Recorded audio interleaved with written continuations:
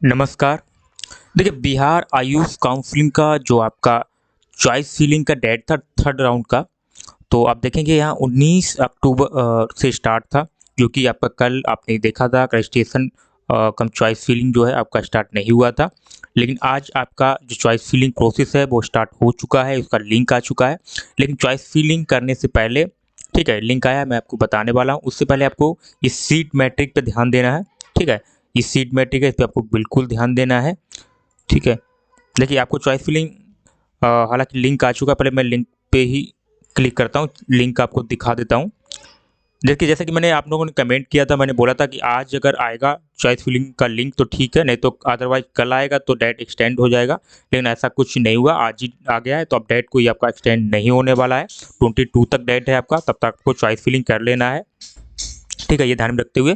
और आप देखेंगे यहाँ पे लिंक आ चुका है, आप जैसे यहाँ पे क्लिक करेंगे तो इस तरीके से आपको यहाँ पे देखने को मिल जाएगा, ओपन होगा। मैं लाइव दिखा रहा हूँ आपको, ठीक है। अब आपको ध्यान ध्यान रखना है। देखिए, चॉइस फिलिंग करने से पहले आप क्या करेंगे, आप थर्ड राउंड में जो बच्चे न्यू हैं, जिन्होंने फ्रेश रजिस्ट्रेशन किया है, तो उनको ये याद रखना है कि आप डायरेक्ट लॉगिन कीजिएगा तो लॉगिन नहीं होगा। अगर हो जाता है ठीक है, आप देख ट्राई कर सकते हैं। तो उसके लिए सबसे पहले आपको क्या करना है, यहाँ पे न्यू कैंडिडेट रजिस्ट्रेशन लिखा है, इस पे आपको सिंपली क्लिक करना है। और जैसे ही आप इस पे क्लिक करेंगे, इस पे क्लिक करने के बाद कुछ डाटा आपको फिल करना है, उसके बाद आपको चॉइस फिलिंग करना है। तो सबसे पहले आई एग्री यहाँ पे आपको कर देना है, जो भी इंस्ट्रक्शन है इनको आप अच्छे से पढ़ लेना है, ठीक है। उसके बाद आई एग्री कर देना है, और जैसे ही आप आई एग्री करिएगा, उसके बाद इस तरीके से आपको देखने को मिलेगा। ये छोटा सा रजिस्ट्रेशन है, कोई ऐसा लिखा है न्यू कैंडिडेट रजिस्ट्रेशन, जो कैंडिडेट नए हैं उनको ये करना है, तभी आप चॉइस फिलिंग कर पाइएगा, ये आपको ध्यान रखना है। अदरवाइज आप ट्राई कर सकते हैं डायरेक्ट लॉगिन करके, लेकिन नहीं होगा। आपको पहले न्यू कैंडिडेट रजिस्ट्रेशन लिखा है, इस पर डिटेल कुछ नहीं, डिटेल भरना है, यूजीमेक आईडी डालना है, कैंडिडेट का नाम डालना है, और डीओबी यानी डेट ऑफ बर्थ अपना डालना है, और यहाँ पे कैप्चा कोड आपको डाल देना है। उसके बाद सिंपली आप जैसे ही क्लिक कीजिएगा, क्लिक करने के बाद आप इस तरीके से यहाँ पे फिर आपको बैक आ जाना है।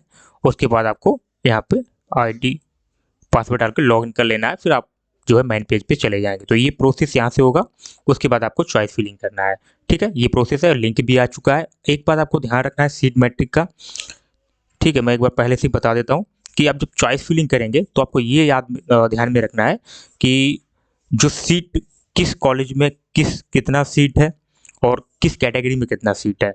लेकिन आप चॉइस फिलिंग करें तो आप देखिए अदर कॉलेज आप सिलेक्ट कर सकते हैं, लेकिन आपको लगता है कि मान के चलिए ईडब्ल्यूएस फीमेल का यहाँ पे कोई भी सीट नहीं है, मान के चलिए ईबीसी का कोई सीट नहीं है, तो ऐसा नहीं है कि इसमें ईबीसी का सीट नहीं है तो आपको हो सकता है कि ना मिले, लेकिन मिलने का भी चांस रहता है, ये आपको ध्यान रखना है, मिलने का भी चांस रहता है। आप सेकेंड राउंड में देख लीजिएगा, कुछ कॉलेज में जो कि सीट नहीं था लेकिन बच्चों को मिला है। वो ऐसे मिलता है जब बच्चे अपग्रेड करते हैं, मान के चलिए कोई ईबीसी का सेकंड राउंड में किसी को यहाँ पे सीट मिला, ठीक है, उसने अपग्रेड कर दिया सेकंड राउंड में। अब वो उसने मान लीजिए दूसरे कॉलेज में चला गया या ऑल इंडिया कोटा में चला गया, कहीं भी चला गया, तो ये सीट वैकेंट हो जाता है, ठीक है। ये सीट वैकेंट हो जाता है तो इसमें जो है बच्चा आ जाता है, ठीक है, वैकेंट हो जाएगा तो आपको ये सीट मिलने का चांस रहता है। मिनिमम बहुत कम चांस रहता है, लेकिन बाई चांस है ना, कि अदर अदर कॉलेज तो आप डालिएगा ही डालिएगा चॉइस फिलिंग में, लेकिन कुछ चांस इसमें रहता है। ऐसा नहीं है कि 0%, 0% तो नहीं बोल सकते हम लोग, बस ये मुझे बताना था। बाकी सीट मैट्रिक ऑलरेडी लिखा हुआ है, अच्छे से आप देख सकते हैं, टोटल डिटेल यहाँ पे दिया गया है। और जो सीट मैट्रिक आया है आपका,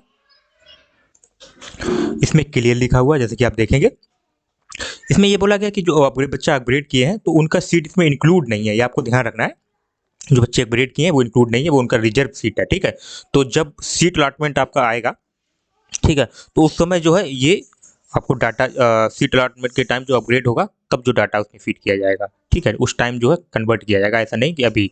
तो अभी वो सीट एक तरीके से रिजर्व सीटें हैं, जब बच्चा अगर अपग्रेड करेगा तो वैकेंट रहेगा तब जाके आपको इसमें इंक्लूड होगा, है ना, अभी नहीं होने वाला है। तो ये आपको ध्यान के करना है। तो ये डिटेल था और आप लोग परेशान थे लिंक कब तक आएगा, तो फाइनली लिंक आ चुका है, जो कि मैंने आपको प्रोसेस भी बता दिया है। ये रहा आपका लिंक, ठीक है। मिलते हैं नेक्स्ट वीडियो में, तब तक के लिए जय हिंद।